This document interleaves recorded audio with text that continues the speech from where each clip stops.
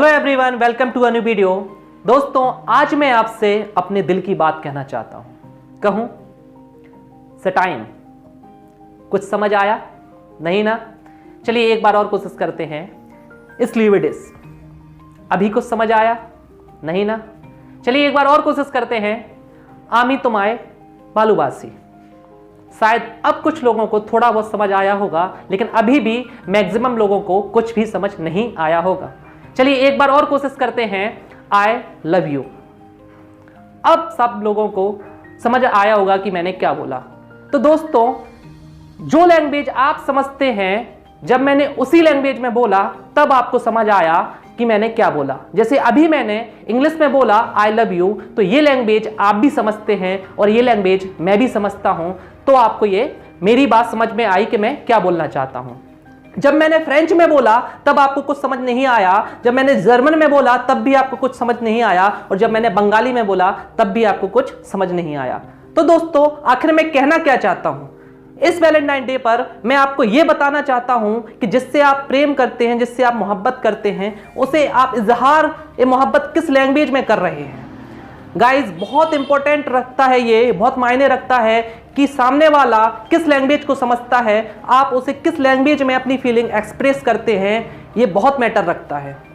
तो गाइस, आज के इस वीडियो में हम आपको 5 ऐसी लैंग्वेजेस बताएंगे जिसके थ्रू आप अपनी फीलिंग्स को सामने वाले को एक्सप्रेस कर सकते हैं।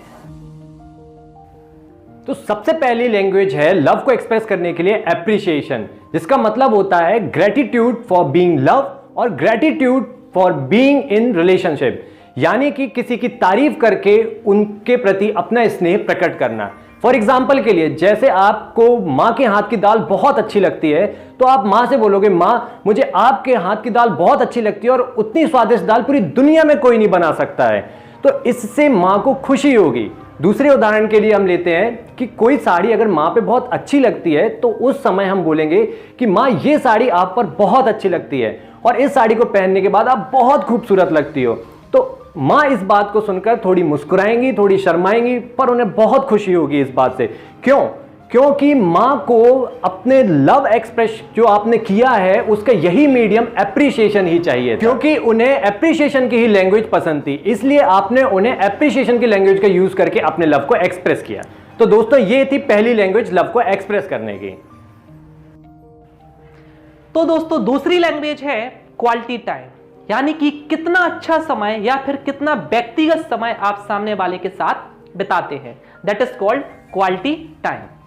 मान लीजिए आप अपनी दादी से बोलते हैं कि आज शाम को दादी मैं आपके साथ बैठकर आपके जीवन के सारे अनुभवों को एक डायरी में लिखना चाहता हूं या फिर ध्यान से सुनना चाहता हूं। अब मान लीजिए दादी को यही लैंग्वेज पसंद है, तो यहां पर आपका अनडिवाइडेड अटेंशन दादी को मिल रहा है, तो उन्हें यह लैंग्वेज आपकी बहुत ज्यादा पसंद आएगी।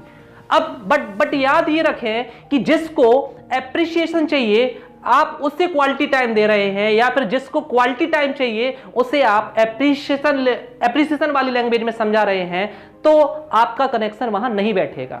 तो बहुत ज्यादा इंपॉर्टेंट यह रखता है कि सामने वाले को कौन सी लैंग्वेज पसंद है, आपको उसे उसी लैंग्वेज में अपने लव को एक्सप्रेस करना पड़ेगा, तभी आपका कनेक्शन बैठेगा उसके साथ। तो गाइस, पहली लैंग्वेज हो गई एप्रिशिएशन करना और दूसरी लैंग्वेज हो गई क्वालिटी टाइम स्पेंड करना।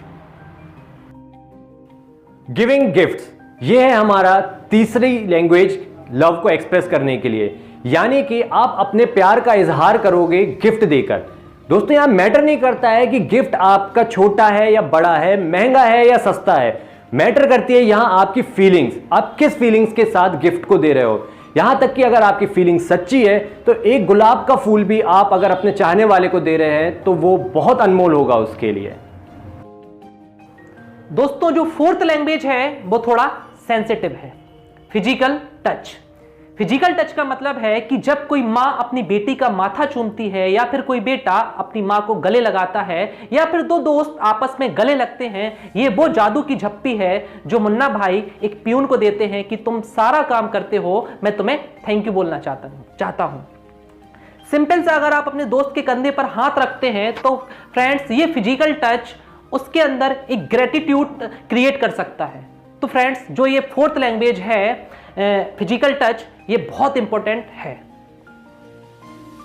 लास्ट बट नॉट लीस्ट, जो हमारी पांचवी लैंग्वेज आती है लव को एक्सप्रेस करने की, वो होती है सर्विस, या फिर इसको हम कह सकते हैं शेयरिंग ऑफ रिस्पॉन्सिबिलिटी।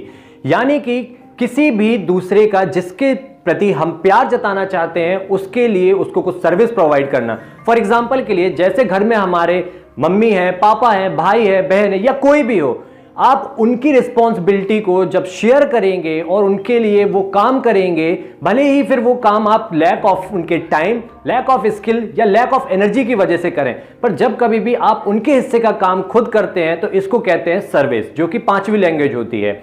इस सर्विस के थ्रू आप उनका भार भी कम कर रहे होते हैं और उसके साथ ही अपने लव को भी एक्सप्रेस कर रहे होते हैं। तो दोस्तों, ये थी हमारी 5 लैंग्वेज जो कि लव को एक्सप्रेस कैसे करना है ये बताती थी।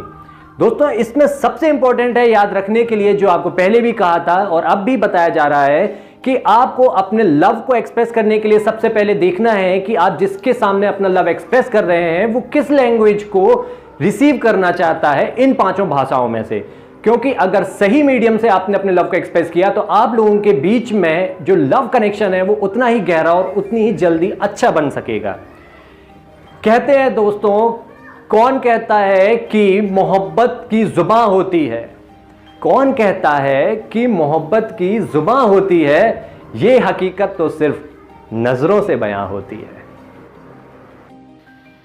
तो दोस्तों, नजरों से बयां करना सीखे मोहब्बत को। जब कभी इजहार करना हो तो इजहार करें, जब कभी स्पर्श करना हो तो स्पर्श करें, और जब कभी समय देना हो तो समय दें, और जब कभी रिस्पॉन्सिबिलिटी शेयर करनी हो तो रिस्पॉन्सिबिलिटी शेयर करें। क्योंकि अलग अलग लोगों के लिए प्रेम के अलग अलग मायने होते हैं। बेवजह है तभी तो प्यार है, बेवजह है तभी प्यार है, वजह होती तो व्यापार है।